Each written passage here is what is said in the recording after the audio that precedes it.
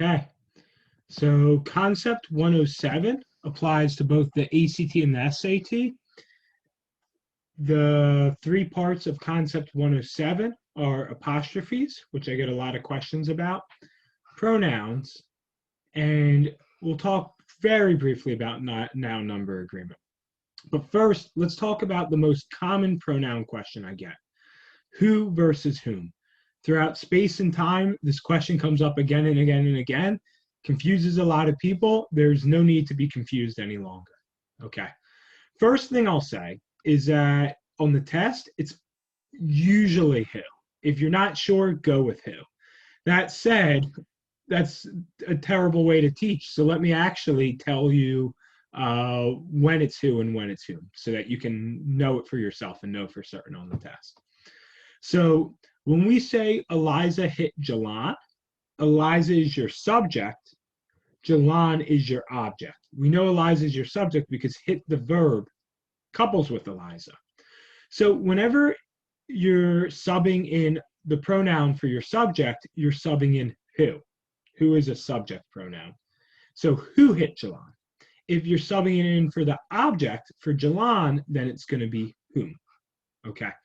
But it's even easier than this. Let's look at another way to think about it. So I'm actually going to make this bigger.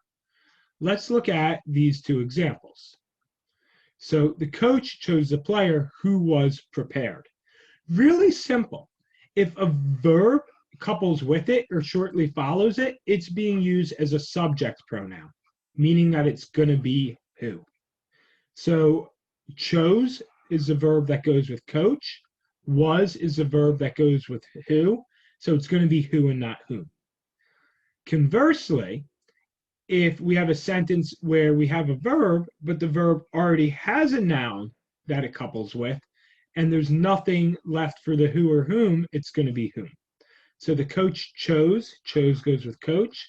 The player whom she felt goes with she. So there's nothing to go with whom, object pronoun, it's going to be whom. Okay. There is one exception for you to be aware of. The exception that I find is if it comes after of, by, and with. Of, by, and with are prepositions. Anytime you have a preposition, what comes after the preposition is the object of the preposition, not the subject of the preposition, the object of the preposition.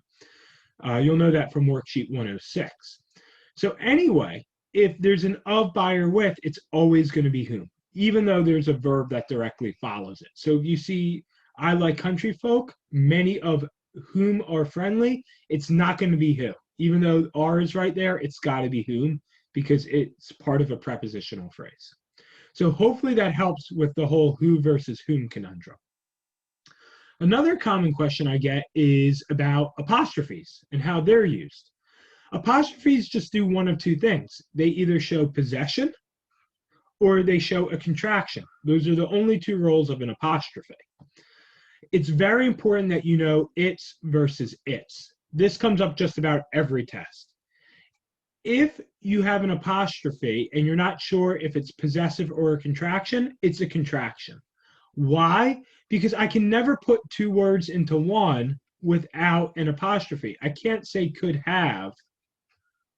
I can't say could of without an apostrophe. I need an apostrophe. But I can say hers, ours. I can show possession with an S without an apostrophe. So it's and whose, this is it is and who is. If there's an apostrophe and you're not sure if it's two words or possession, chances are it's two words. Perfect example is it is and who is. This does not exist.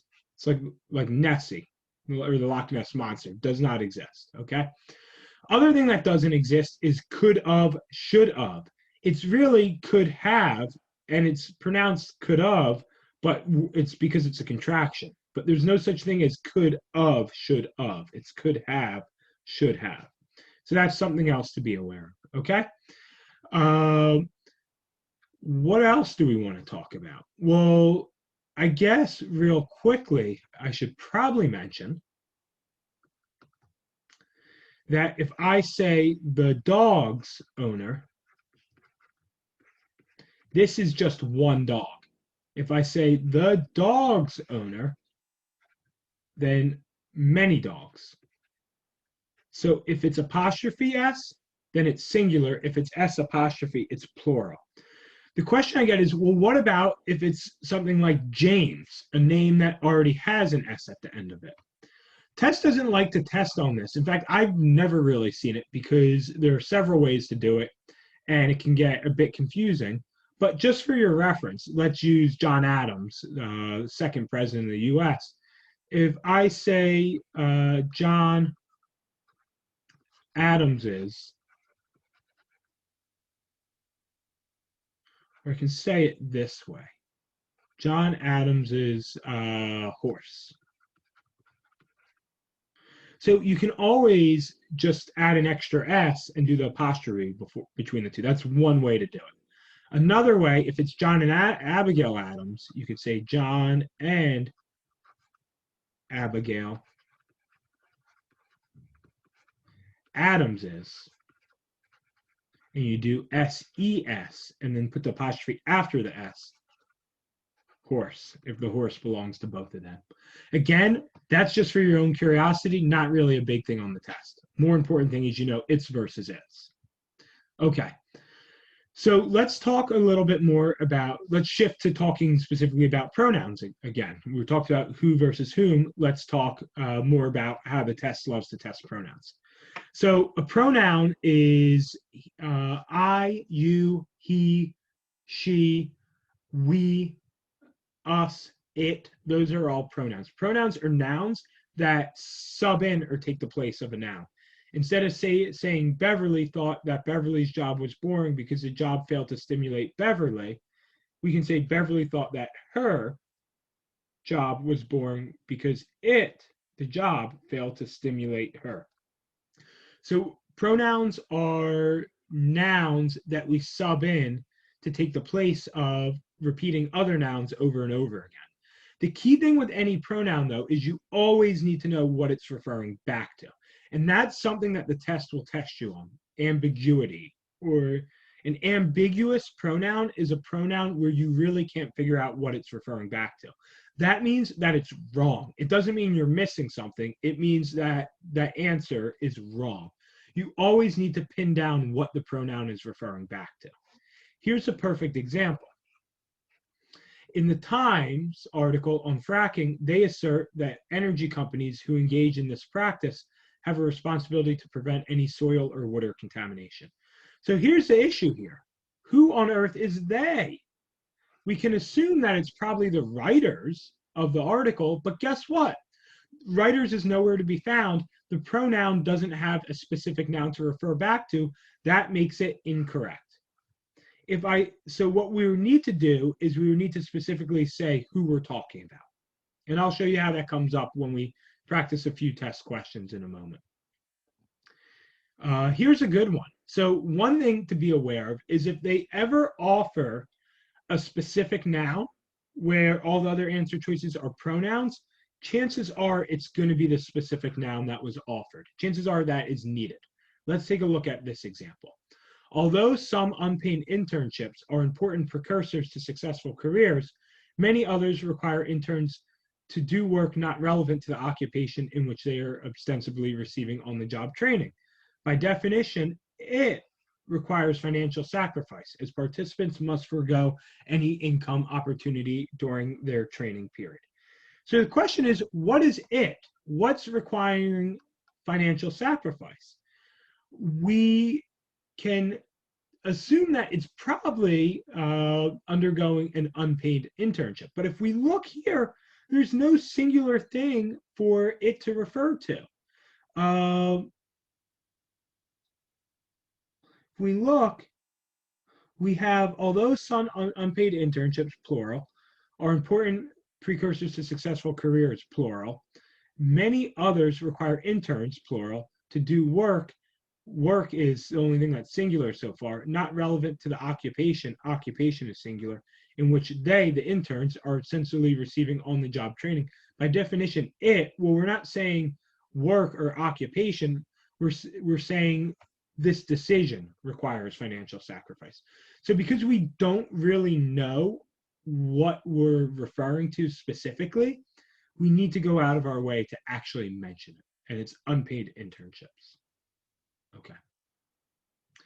Another thing that gets tested when it comes to pronouns is consistency.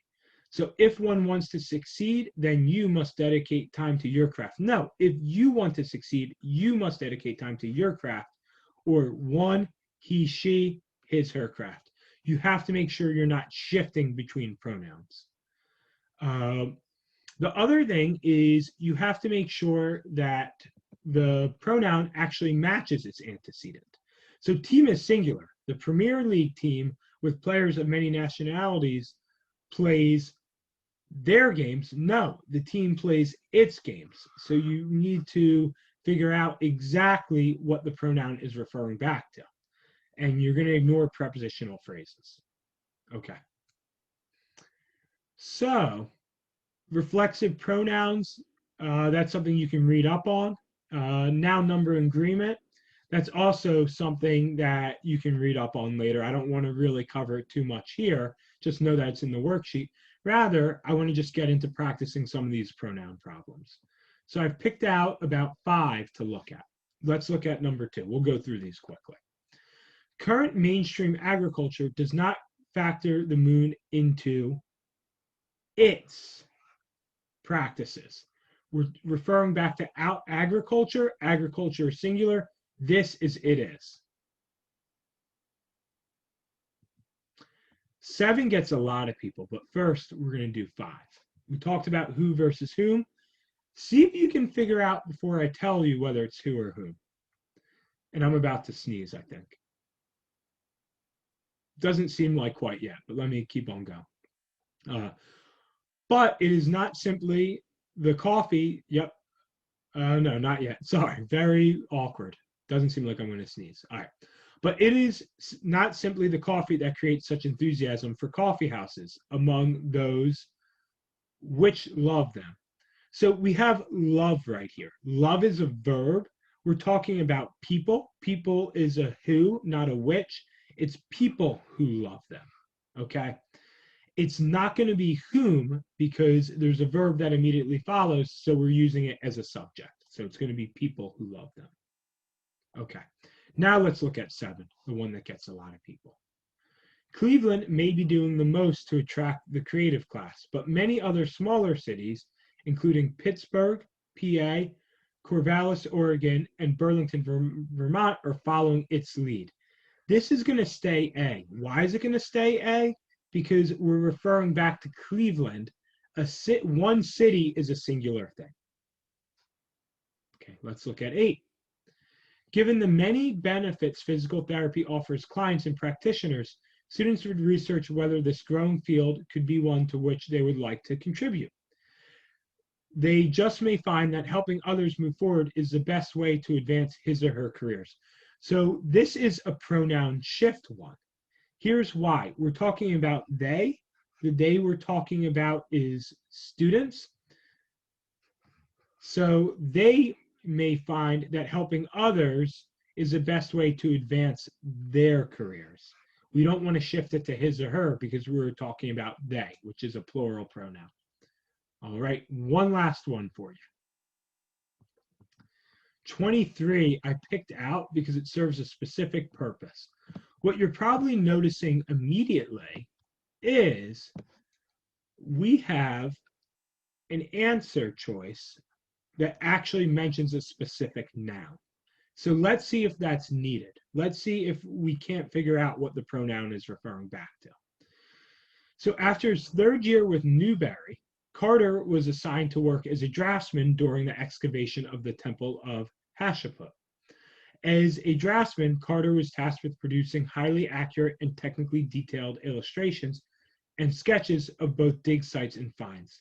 During this time, he began to replace that method of tracing wall art with a more naturalistic mode. Okay, so the question is, what is that method? Did we mention a specific method? And the answer is no, we never mentioned any method here. A method is also nondescript. This method, well, we never mentioned any method for this to refer back to. So we need to go out of our way to actually say what method we're talking about. It's Newberry's method. So again, if you get a pronoun question where you're not sure what the pronoun's referring back to, it's wrong. Go with the answer that actually clarifies what the pronoun is meant to refer to or what we're talking about. Okay. Anyway, apologize for the almost sneeze. Glad I didn't sneeze. Good luck with this worksheet. Hopefully this helps. And as always, there are other videos here to help with the other worksheets. Okay.